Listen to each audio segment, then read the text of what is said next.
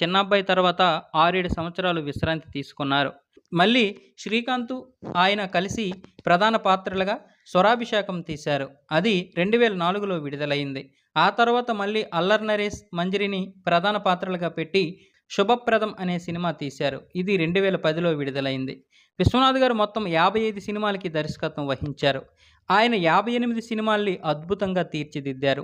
ప్రతి సినిమాలోనూ మంచిని చూసి నేను అలా ఉంటే బాగుండు, అలా ఉంటాను. చెడుని చూసి నేను అలా ఉండకూడదు, ఖచ్చితంగా ఇక నుంచి అలా ఉండను అని ప్రతి ప్రేక్షకుడు అనుకునేలా ఉంటుంది. ప్రేక్షకులకి కటువుగా హెచ్చరిక జారీ చేస్తున్నట్టు కాకుండా అంతర్లీనంగా ప్రేక్షకుల్ని కథలోకి లీనం చేసే గొప్ప టెక్నిక్ విశ్వనాథ్ గారికి తెలుసు. అలాగే 1995లో ఆయన దర్శకత్వంలో వచ్చిన 'శుభ సంకల్పం'తో ఆయన నటించడం మొదలుపెట్టారు. ఆ తర్వాత నుండి 'నరసింహనాయుడు', 'సీమసింహం', 'నువ్వు లేక నేను లేను', 'లాహిరి లాహిరి లాహిరిలో', 'ఠాగూర్', 'లక్ష్మీ నరసింహ'